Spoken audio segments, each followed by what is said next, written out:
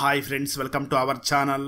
ఈరోజు నేను 2025లో మలయాళం లాంగ్వేజ్లో రిలీజ్ అయినటువంటి ఒక మంచి హర్రర్ థ్రిల్లర్ మూవీ స్టోరీని ఎక్స్ప్లెయిన్ చేయబోతున్నాను. అదే డై సిరై. ఈ మూవీలో మోహన్ లాల్ గారు కూడా హీరోగా చేశారు. అంతేకాదు మూవీ మలయాళంలో రిలీజ్ అయ్యి సూపర్ డూపర్ హిట్ అయ్యింది. బ్రహ్మయుగం, భూతకాలం, రెడ్ రైన్ లాంటి సూపర్ హిట్ మూవీస్ ని తీసిన డైరెక్టర్ ఈ మూవీని కూడా డైరెక్ట్ చేశారు. సో స్కిప్ చేయకుండా చివరి వరకు చూడండి. Now let's start our video.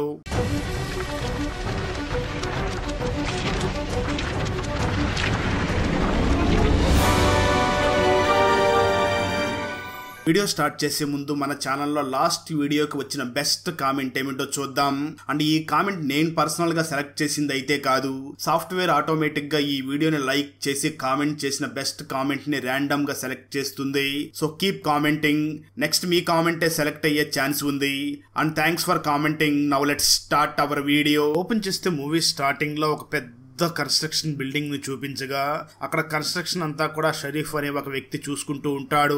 సరిగ్గా అదే సమయంలో షరీఫ్ కి ఇంటి నుంచి ఒక అర్జెంట్ కాల్ రావడంతో షరీఫ్ పరిగెట్టుకుంటూ ఇంటి దగ్గరికి బయలుదేరి వెళ్ళగా తన పక్కింట్లో ఉండే రమ్య అనే అమ్మాయి బావిలో దూకి ఆత్మహత్య చేసుకుని చనిపోయి ఉంటుంది. షరీఫ్ ఇంటికి వెళ్లి ఆ డెడ్ బాడీని బయటికి తీయగా 10 రోజుల క్రితం బావిలో పడిపోయినట్లుగా కుళ్ళిపోయి ఉంటుంది. దాంతో రమ్య పేరెంట్స్ అందరూ కూడా చాలా బాధపడుతూ ఉంటారు. షరీఫ్ దగ్గరుండి వాళ్ళందరినీ కూడా ఓదార్చి ఆ రమ్యకి సాంప్రదాయబద్ధంగా అంత్యక్రియలన్నీ పూర్తి చేయిస్తాడు. వచ్చేస్తే మరో పక్క ఈ మూవీలో హీరో అయినటువంటి విక్రాంత్ ని చూపిస్తారు. ఈ విక్రాంత్ నిజానికి ఒక ప్లే బాయ్ అని చెప్పవచ్చు. తన పబ్ లో అమ్మాయిలతో డాన్స్ చేస్తూ అక్కడ చాలా బాగా ఎంజాయ్ చేస్తూ ఉంటాడు. అప్పుడే విక్రాంత్ దగ్గరికి తన ఫ్రెండ్ వచ్చి వెంటనే తనని బయటికి తీసుకుని వెళ్లి మనతో పాటు చదువుకున్నటువంటి రమ్య ఈ రోజు బావిలో దూకి ఆత్మహత్య చేసుకుని చనిపోయింది. మనం అందరం కూడా ఒకసారి రమ్య వాళ్ళ ఇంటికి వెళ్లి ఒకసారి ఓదార్చి వద్దామని చెప్పడంతో దానికి ఆ విక్రాంత్ కూడా ఒప్పుకుంటాడు. అయితే అప్పటి వరకు విక్రాంత్ చాలా ఎంజాయ్ చేస్తూ ఉంటాడు. కానీ ఎప్పుడైతే రమ్య చనిపోయిందని తెలిసిందో అప్పటి నుంచి ఒక్కసారిగా తన మూడు బారిపోయి సైలెంట్ గా ఉంటాడు. దాన్ని బట్టి చూస్తే ఈ విక్రాంత్ కి రమ్యకి సంబంధం ఉంది అనేది తెలుస్తుంది. కానీ అది ఏమిటో మనకు ముందు ముందు క్లియర్ గా అర్థమవుతుంది. ఆ మరుసటి రోజు వీళ్ళు అనుకున్నట్టుగానే విక్రాంత్ మరియు తన ఫ్రెండ్స్ అందరూ కూడా రమ్య వాళ్ళ ఇంటి దగ్గరికి వెళ్లి మేము రమ్య క్లాస్మేట్స్ అని పరిచయం చేసుకుంటారు. అక్కడే ఉన్న షరీఫ్ వీళ్ళని చూసి మాట్లాడుతూ నా పేరు షరీఫ్, నేను పక్కింట్లో ఉంటాను అని పరిచయం చేసుకుంటాడు. విక్రాంత్ మరియు వాళ్ళ ఫ్రెండ్స్ వెంటనే ఇంటి లోపలికి వెళ్లి రమ్య పేరెంట్స్ తో మాట్లాడి వాళ్ళను ఓదార్చుతూ ఉండగా పైన రమ్య తమ్ముడు ఉన్నాడు అని తెలుసుకుని వెంటనే విక్రాంత్ పైకి వెళ్లి ఆ రమ్య తమ్ముడితో కూడా మాట్లాడి కిందకు వస్తూ ఉంటాడు. అప్పుడే అక్కడ రమ్య రూమ్ ఉండడంతో విక్రాంత్ ఆ రూమ్ లోకి వెళ్లి మొత్తం పరిశీలించి అక్కడి నుంచి కూడా రాబోతూ ఉంటాడు. అప్పుడే టేబుల్ మీద ఒక ఎయిర్ పిన్ ఉండడంతో విక్రాంత్ ఆ ఎయిర్ పిన్ ని తీసుకుని అక్కడి నుంచి బయలుదేరి ఇంటికి వచ్చేస్తాడు. ఆ రోజు అర్ధరాత్రి సమయంలో ఒక్కసారిగా తనకి తన రూమ్ లో గజ్జల సౌండ్ రావడం వినిపిస్తుంది. అలాగే ఇంట్లో లోపల చాలా వేగంగా గాలి కూడా వీస్తూ ఉంటుంది. అప్పుడు నిద్ర లేచినటువంటి మన విక్రాంత్ ఇల్లు మొత్తం కూడా క్లోజ్ చేసి ఉంది. ఈ గాలి ఎక్కడి నుంచి వస్తుంది అని ఆలోచిస్తూ ఉంటాడు. అదే సమయంలో టీవీ కూడా ఆన్ అయ్యి మళ్ళీ సడన్ గా ఆఫ్ అవుతూ ఉంటుంది. ఇదంతా చూస్తున్నటువంటి విక్రాంత్ కొంచెం భయపడుతూనే ఇదంతా నా భ్రమలాగా ఉంది అనుకుంటూ వెంటనే తన రూమ్ లోకి వెళ్లి నిద్రపోతాడు. ఆ మరుసటి రోజు ఉదయం షరీఫ్ ని చూపించగా షరీఫ్ కి ఒక అమ్మ ఉంటుంది. వాళ్ళ అమ్మ నడవలేని పరిస్థితుల్లో ఉండడంతో ఆ అమ్మకు కావాల్సిన ఫుడ్ అన్ని ఏర్పాట్లు చేసి ఇప్పుడే రమ్య వాళ్ళ ఇంటి దాకా వెళ్లి వస్తాను అని రమ్య వాళ్ళ ఇంటి దగ్గరికి వెళ్లి రమ్య ఏ బావిలో అయితే ఆత్మహత్య చేసుకుందో ఆ బావిని ఫుల్ గా కవర్ చేసి దాన్ని సీజ్ చేసేస్తాడు. ఆ సమయంలో రమ్య తమ్ముడు అక్క చనిపోయింది అనే బాధ ఏ మాత్రం లేకుండా చాలా సంతోషంగా ఎంజాయ్ చేస్తూ ఉంటాడు. దాన్ని రమ్య ఫాదర్ చూసి ఏంటి వీడు అక్క చనిపోయింది అని కూడా వీడు కొంచెం కూడా బాధపడకుండా ప్రవర్తిస్తున్నాడు అని ఆలోచిస్తూ ఉంటాడు. కానీ రమ్య మదర్ మాత్రం ఎప్పుడు రమ్య గురించి ఆలోచిస్తూ ఏడుస్తూ ఉంటుంది. ఆ తర్వాత ఆ రోజు రాత్రి అవుతుంది. విక్రాంత్ పడుకోవడానికి తన గదిలోకి వెళ్ళగా తనకి నిన్న ఎలా శబ్దాలు వినిపించాయో ఈ రోజు కూడా అదే శబ్దాలు వినిపిస్తూ ఉంటాయి. దాన్ని చూసినటువంటి విక్రాంత్ నిన్నేదో కోఇన్సిడెంట్ అనుకుందాం, మళ్ళీ ఈ రోజు ఎందుకు ఆ శబ్దాలు వినిపిస్తున్నాయి అని చాలా భయపడుతూ ఉంటాడు. అదేవిధంగా తన కప్పుకున్నటువంటి బెడ్షీట్ ఒక్కసారిగా కిందకి జరిగి కింద పడిపోతుంది. దాంతో ఆ విక్రాంత్ చాలా భయపడిపోతూ వెంటనే అక్కడి నుంచి పక్క రూమ్ లోకి వెళ్లి అక్కడ పడుకుని నిద్రపోతాడు. ఆ మరుసటి రోజు నిద్ర లేచినటువంటి విక్రాంత్ వెంటనే ఫుట్బాల్ ఆడుకోవడానికి తన ఫ్రెండ్స్ దగ్గరికి వెళ్లి ఫుట్బాల్ ఆడి ఇంటికి వచ్చేస్తాడు. మరో పక్క షరీఫ్ వెళ్లి ఆ రమ్య పేరెంట్స్ ని చూసి మనం రమ్యకి సాంప్రదాయ పద్ధతిలో దినం కార్యక్రమాన్ని కూడా చెయ్యాలి, దానికి కావాల్సిన ఏర్పాట్లు చూడండి అని అంటూ ఉంటాడు. ఆ రోజు విక్రాంత్ మళ్ళీ ఇంట్లో భోజనం చేస్తూ ఉండగా తనకి మళ్ళీ ఆ గజ్జెల శబ్దం వినబడడం మొదలవుతుంది. బలంగా గాలి కూడా వీస్తూ ఉంటుంది. ఇదంతా చూస్తున్నటువంటి విక్రాంత్ చాలా భయపడిపోతూ ఉంటాడు. ఇంతకుముందు ఈ విధంగా ఎప్పుడూ జరగలేదు, ఇప్పుడే ఈ విధంగా ఎందుకు జరుగుతుంది అని తను చాలా తీవ్రంగా ఆలోచిస్తూ ఉంటాడు. అప్పుడే బెడ్రూమ్ లో నుంచి బయటికి వెళ్లిపోవడానికి ట్రై చేస్తూ ఉండగా ఏదో ఒక అమానుషమైన శక్తి తనని బయటికి వెళ్లకుండా ఆపేస్తూ తనని వెంటనే గాల్లో పైకి లేపి ఆ గోడకి ఈ గోడకి కొడుతూ ఉంటుంది. ఇదంతా చూస్తున్నటువంటి విక్రాంత్ మాత్రం ఇక్కడ ఏం జరుగుతుంది అని భయపడుతూ ఒక్కసారిగా స్పృహ కోల్పోయి అక్కడే పడిపోతాడు. అయితే ఆ అమానుషమైన శక్తి మాత్రం అక్కడి నుంచి వెళుతూ విక్రాంత్ చెయ్యిని కూరికి అక్కడి నుంచి వెళ్లిపోతుంది. కట్ చేస్తే ఆ మరుసటి రోజు మార్నింగ్ వాచ్మెన్ మరియు ఆ ఇంట్లో పని మనిషి ఇద్దరు కూడా అక్కడికి వచ్చి అక్కడ పడిపోయినటువంటి విక్రాంతిని నిద్ర లేపుతూ ఏమైంది, ఇక్కడ ఎందుకు పడిపోయి ఉన్నారు, ముక్కులో నుంచి ఆ విధంగా రక్తం వస్తుంది ఏమిటి, చేతి మీద ఎవరో కొరికినట్లుగా ఘాటు ఉంది, అసలు ఏం జరిగింది అని అడుగుతూ ఉంటారు. అప్పుడే స్పృహలోకి వచ్చినటువంటి విక్రాంత్ వెంటనే అద్దంలో చూసుకోగా తనకి నిజంగానే ముక్కులో నుంచి రక్తం కారుతూ ఉంటుంది. దాన్ని తుడుచుకుంటూ ఉండగా ఇంతలో తనకు తన నాన్న ఫోన్ చేస్తాడు. తన ఫాదర్ మాట్లాడుతూ ఏమైంది, సరిగ్గా భోజనం చేయడం లేదంట, అటు ఇటు పరిగెడుతున్నావంట, ఇంట్లో ఏవో శబ్దాలు కూడా వినిపిస్తున్నాయంట, ఇన్ని జరుగుతున్నా నువ్వు నాకెందుకు చెప్పడం లేదు, నేను ఇంకా నీ ఫ్రెండ్స్ తో ఎంజాయ్ చేస్తూ ఉంటావనుకున్నాను కానీ నువ్వు ఈ విధంగా బాధపడతావనుకోవడం లేదు, వెంటనే బయలుదేరి అమెరికాకి వచ్చేయని అంటూ ఉంటాడు. ఆ మాటలు విన్న విక్రాంత్ ఇవన్నీ నీకు ఎలా తెలిసిపోయని ఆశ్చర్యపోతూ అక్కడే ఉన్న వాచ్మెన్ మరియు పని మనిషిని చాలా సీరియస్ గా చూస్తూ రేపటి నుంచి మీరు మా ఇంట్లో పనిచేయడానికి రావద్దు అని వాళ్ళిద్దరిని అక్కడి నుంచి తరిమేస్తాడు. వెంటనే తన చేతికి కట్టుకుని అక్కడి నుంచి వెళ్లబోతూ ఉండగా బెడ్రూమ్ లో ఉన్న టేబుల్ మీద ఎయిర్ పిన్ కనిపిస్తుంది. దాన్ని చూసినటువంటి విక్రాంత్కి అసలు రాత్రి ఏం జరిగిందో మొత్తం క్లియర్ గా గుర్తుకు వస్తూ ఉంటుంది.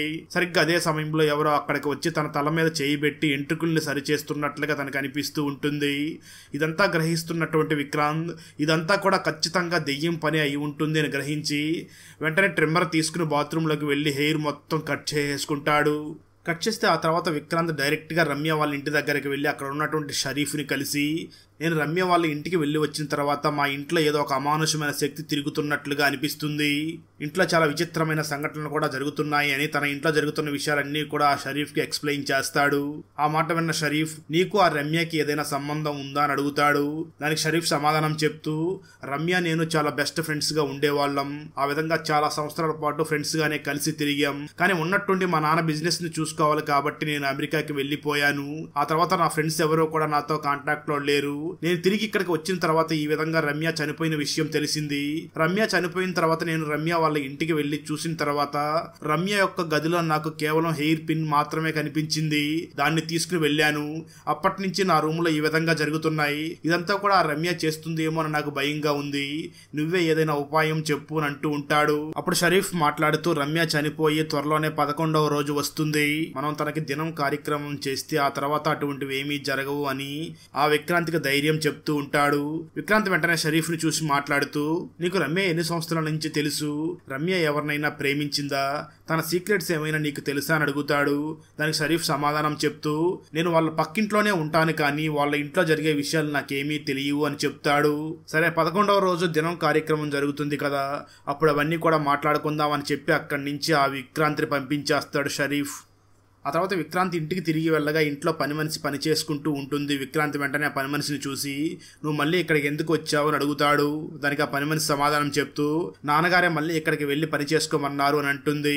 దాంతో విక్రాంత్ సరే అయితే పని చేసుకో, అలాగే ఇంట్లో లైట్స్ ని మాత్రం అస్సలు ఆపొద్దు, అలాగే కిటికీల్ని కూడా క్లోజ్ చేయొద్దు అని చెప్తాడు. దాంతో విక్రాంత్ చెప్పినట్లుగానే ఆ పని మనిషి పని చేసుకుని అక్కడి నుంచి వెళ్లిపోతుంది. ఫైనల్ గా రమ్య చనిపోయిన 11వ రోజు తనకి సాంప్రదాయబద్ధంగా చెరువు గట్టు మీద దినం కార్యక్రమాన్ని చేస్తూ ఉంటారు. అక్కడ పంతులు ఆ రమ్య తమ్ముడు చేతనే అక్కడ కార్యక్రమం మొత్తం కూడా చేపిస్తూ ఉంటాడు. ఆ తర్వాత రమ్య తమ్ముడు డైరెక్ట్ గా మన విక్రాంత్ వాళ్ళ ఇంటి దగ్గరికి వెళ్ళగా అక్కడ విక్రాంత్ ఫ్రెండ్స్ అందరూ కూడా పార్టీ చేసుకుంటూ ఉంటారు.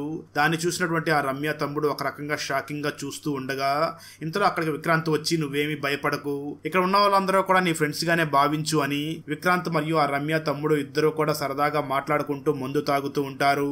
ఆ సమయంలో విక్రాంత్ మాట్లాడుతూ నీకే సహాయం చెయ్యాలన్నా నేను ముందుంటాను, నీకేమైనా డబ్బులు కావాలన్నా నీకు నేను సహాయం చేస్తాను అంటూ వెంటనే కొంత డబ్బులు తీసుకుని వచ్చి ఆ రమ్య తమ్ముడికి ఇవ్వబోతూ ఉంటాడు. అయితే ఆ రమ్య తమ్ముడు మాత్రం నాకు డబ్బులు వద్దు, నా దగ్గర టాలెంట్ ఉంది, నేను డబ్బుల్ని సంపాదించుకుంటాను అని అంటూ ఉంటాడు. అలా వాళ్ళు మాట్లాడుకుంటూ ఉన్న సమయంలో రమ్య తమ్ముడు షర్ట్ ని ఎవరో లాగుతున్నట్లుగా తను ఫీల్ అవుతూ ఉంటాడు. ఆ తర్వాత సడన్ గా ఎవరో ఆ రమ్య తమ్ముడిని బడబడా లాక్కుంటూ డాబా మీదకు తీసుకుని వెళ్లి అక్కడి నుంచి తనని కిందకి తోసేస్తారు. కింద పడిపోయినటువంటి ఆ రమ్య తమ్ముడు కాళ్ళు చేతులు విరిగిపోయి చాలా బాధతో ఏడుస్తూ ఉంటాడు. రమ్య తమ్ముడు అరుపుల్ని విన్నటువంటి విక్రాంత్ వెంటనే పరిగెట్టుకుంటూ రమ్య తమ్ముడు దగ్గరికి వెళ్ళగా తన తమ్ముడు విచిత్రమైన రూపాన్ని కలిగి ఉంటాడు. దాన్ని చూసినటువంటి విక్రాంత్ భయపడుతూనే ఎలాగైనా తనని కాపాడాలి అని వెంటనే తనని హాస్పిటల్కి తీసుకుని వెళ్ళి హాస్పిటల్లో జాయిన్ చేస్తాడు. ఈ విషయం తెలుసుకున్నటువంటి షరీఫ్ వెంటనే విక్రాంత్ దగ్గరికి వెళ్ళగా విక్రాంత్ షరీఫ్ ను చూసి, సార్ ఈ విధంగానే మా ఇంట్లో రోజు గజ్జల శబ్దాలు వినబడుతూ ఉంటాయి, బలమైన గాలి వీస్తూ ఉంటుంది, ఇప్పుడు కూడా రమ్య వాళ్ళ తమ్ముడిని ఎవరో పైకి తీసుకుని వెళ్లి తనని బలవంతంగా కిందకి తోసేసినట్లుగా నాకు అనిపిస్తుంది, ఇదంతా కూడా నా కల్లారా నేను చూశాను అని అంటూ ఉంటాడు. ఖచ్చితంగా ఇదంతా కూడా రమ్య చేసి ఉంటుంది అని చాలా భయపడుతూ చెప్తూ ఉంటాడు. దాంతో షరీఫ్ వెంటనే విక్రాంత్ ఇంటిని మొత్తం చెక్ చేసి నాకైతే ఇక్కడ ఏమీ అనుమానాస్పదంగా కనిపించడం లేదు, మనం ఒకసారి రమ్య వాళ్ళ ఇంటికి వెళ్ళి చెక్ చేస్తే అక్కడే మనకు ఏమైనా తెలిసే అవకాశం ఉంది, అంటే ఆ రమ్యకి ఏమైనా తీరని కోరికలు ఉంటే అక్కడికి వెళ్తే తెలిసే అవకాశం ఉంది అని విక్రాంత్ని వెంటనే ఆ రమ్య వాళ్ళ ఇంటి దగ్గరికి తీసుకుని వెళ్తాడు షరీఫ్. దాంతో విక్రాంత్ మరియు షరీఫ్ ఇద్దరు కలిసి రమ్య ఇంటి దగ్గరికి వెళ్లి మొత్తం చెక్ చేస్తూ ఉంటారు. అక్కడే కొన్ని ఫోటోలు కూడా ఉంటాయి. ఆ ఫోటోల్ని చూస్తే రమ్య వచ్చి ఒక భరతనాట్యం కళాకారిణి అని అందులో క్లియర్ గా అర్థమవుతుంది. అదే విధంగా ఈమె చాలా మందికి సహాయం చేసి ఉంటుంది. ఇదంతా కూడా ఒక నోటీసు రూపంలో అక్కడ ఉంటుంది. దాన్ని చూసినటువంటి విక్రాంత్ షాక్ అవుతూ ఉంటాడు. అప్పుడే రమ్య యొక్క పర్సనల్ బాక్స్ ని ఓపెన్ చేయగా అందులో గజ్జలు లేకుండా ఉంటాయి. అంటే భరతనాట్యం కళాకారిణికి ఖచ్చితంగా గజ్జలు ఉంటాయి కదా, ఇప్పుడు ఆ గజ్జలు ఎక్కడికి వెళ్ళాయి అని ఆలోచిస్తూ ఉంటారు. దాంతో వాళ్ళిద్దరూ వెంటనే రమ్య పేరెంట్స్ దగ్గరికి వెళ్లి, మీ అమ్మాయి భరతనాట్యం ఆడుతుంది కదా, మరి తన గజ్జలు ఎందుకు ఇంట్లో లేవు అని అడుగుతారు. దానికి రమ్య పేరెంట్స్ కూడా వాటి గురించి మాకేమీ తెలియదు అని అంటూ ఉంటారు. దాంతో విక్రాంత్ మరియు షరీఫ్ ఇద్దరు కూడా ఆ ఇంట్లో పనిచేసే పని మనిషి దగ్గరికి వెళ్లి ఎంక్వైరీ చేయగా ఆ పని మనిషి కూడా వీళ్ళని చూసి, వాటి గురించి నాకు కూడా తెలియదు బాబు, కానీ రమ్యకి అబ్బాయిలంటే అస్సలు పడదు, వాళ్ళకి ఎప్పుడూ దూరంగానే ఉండేది అని అంటూ ఉంటుంది. దాంతో విక్రాంత్ మరియు షరీఫ్ వెంటనే ఆ రమ్య వాళ్ళ ఇంటి నుంచి బయటకు వచ్చిన సమయంలో షరీఫ్ ఆలోచిస్తూ, ఈ రమ్య మన ఇంట్లో కూడా సమయాన్ని గడుపుతూ ఉండేది కదా, విక్రాంత్ ఇంట్లో జరిగినట్లుగానే మన ఇంట్లో కూడా జరుగుతుందేమో అని ఆ షరీఫ్ చాలా భయపడుతూ వాళ్ళ ఇంటి దగ్గరికి బయలుదేరి వెళ్ళి చూస్తాడు. అక్కడంతా కూడా ప్రశాంతంగా ఉంటుంది. వాళ్ళ అమ్మ కూడా అక్కడ క్షేమంగానే ఉంటుంది. ఆ నెక్స్ట్ డే షరీఫ్ మరియు విక్రాంత్ ఇద్దరూ కలిసి ఎక్కడైతే భరతనాట్య మండలం ఉందో అక్కడికి వెళ్లి ఒక అమ్మాయిని కలిసి విచారిస్తారు.